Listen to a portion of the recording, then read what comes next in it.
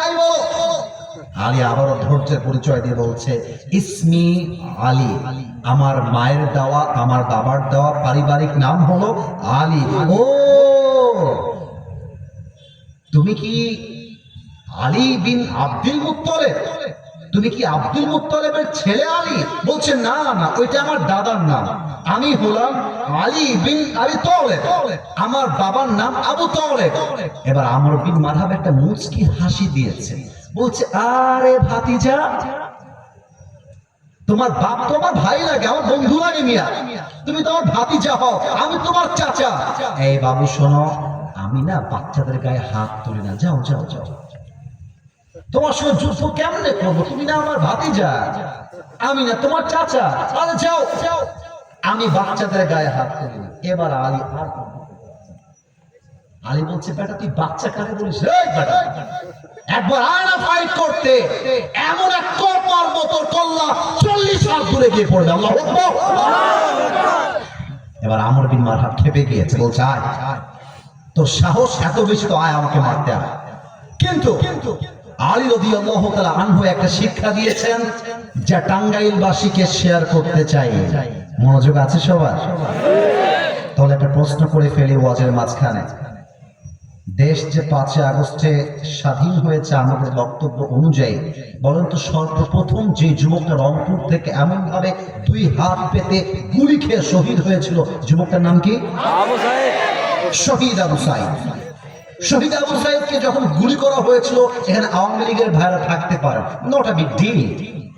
আমি কাউকে ঘৃণা করে কথা বলতে চাই না, আওয়ামী লীগও আমার ভাই, বিএনপিও আমার ভাই, জাতীয় পার্টি আমার ভাই, হেফাজত আমার ভাই, জামাত ইসলাম আমার ভাই, আহলে হাদিস আমার ভাই, চরমনাই আমার ভাই, কওমি আমার ভাই, আলী আমার ভাই, আর যারাই মানুষ তারাই তো আমার ভাই, ঠিক না বলো? আমি কাউকে ঘৃণা করে কথা বলছি না, আমাকে একদম নির্ভয় উত্তর দিবেন। বলেন তো শহীদ আবু সাঈদ রাস্তায় নেমে কারো বুকে কি আগ বাড়িয়ে গুলি করেছিল? এত আস্তে করে গুলি করেছিল? চাকু দিয়ে আঘাত করেছিল? আপনারা তাকে কেন গুলি মারতে গেলেন? কেন মারলেন? আপনি যখন মুসলমানদের গায়ে আগে হাত তুলবেন, মুসলমানদের ঐতিহ্য, মুসলমান কাউকে মারতে চায় না, আর যে হাত মুসলমানকে অ্যাটাক করতে আসে, মুসলমান সে হাতটা ডিফেন্স অ্যাটাক করতে গিয়ে ভেঙে গুড়িয়ে দেয়, ঠিক না বলো? আরে ও চাই বেটা, তোকে আমি মারবো, তুই আমাকে মার, তুই মারার পরে আমি তোকে দেখে নেব। এবার আমর বিন মারহাব 2 কদম পেছনে গেছে। এই মুরব্বী যুবক ভাইরা, কথা বোঝা যায়? 2 কদম সামনে না পেছনে? পেছনে গেছে। আমি মাইক থেকে হটলাম কেন? আমি আমার ফিজিক্যাল স্ট্রাকচারটা, মুভমেন্টটা, বডি ল্যাঙ্গুয়েজটা বোঝাতে চাই, just to express the emotion of হাদিস, just to express the situation of হাদিস।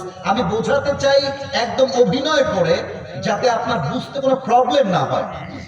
আমর বিন মারহাব পেছনে গিয়েছে, 2 পাটা, legs are attached together, 2টা পা একসাথে লাগায় দিয়েছে। এটা হচ্ছে যুদ্ধের কৌশল। এবার তরবারিটা 2 হাত দিয়ে তুলে সামনে নিয়েছে, আর জমিন থেকে একটা লাফ দিয়ে উঁচুতে উঠেছে, জাস্ট লাইক দিস হাইস্ট, এই পর্যন্ত। আর তরবারিটা সামনের থেকে নিয়ে পেছনে নিয়ে দেহের সমস্ত শক্তিকে উজাড় করে আলীর ডান কাঁধে একটা আঘাত করেছে, আর আলী তার জুলফিকারটা ধরে বলছে, হাসবুনাল্লাহু ওয়া নি'মাল ওয়াকিল, নি'মাল মাওলা ওয়া নি'মান নাসির। আরে যেই আঘাতে আলীর পুরো দেহটা 2 টুকরো হয়ে যাওয়ার কথা, সেই আঘাতটা আল্লাহর উপরে তাওয়াক্কুল থাকার জন্য তার জামা পর্যন্ত স্পর্শ করতে পারে না। আলী বেঁচে গেছে, আলীর আঘাত লাগে না। আলী বলছে, Amr bin Marhab, get ready, it's my turn, তুই রেডি হয়। এবার আমার পালা।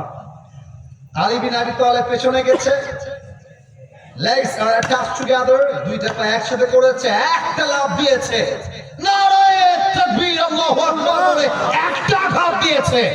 আমর বিন মারহাবের পুরো দেহটা 2 ভাগ হয়ে জমিনে ছিটকে পড়ে গেছে। আল্লাহু আকবার।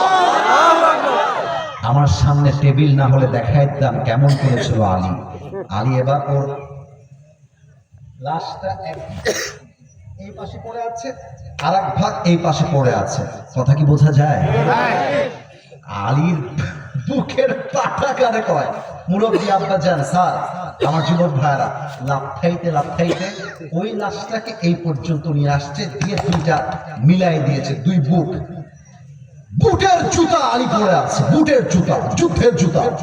সে যুদ্ধের জুতা, বুটের জুতা পা আলী আমর বিন মালহাবের বুকে রেখেছে, আর ডাক দিয়ে বলছে, কাইফা তুকাতিলুনি আনতা তা'বুদু হাজারান ওয়া আনা আবদু রাব্বি মুহাম্মদ। এই বেটা কাফের, তুই আমারে মারবি কেমন করে? তুই তো মূর্তির পূজা করিস, তুই তো মূর্তিকে তাওয়াক্কুল করিস, আর আমি মুহাম্মদের রবকে তাওয়াক্কুল করি। আর যেই বান্দা রবকে তাওয়াক্কুল করে তার একটা চুল ফাঁকা করবে এরকম কোন পাপের বেটা জন্মগ্রহণ করে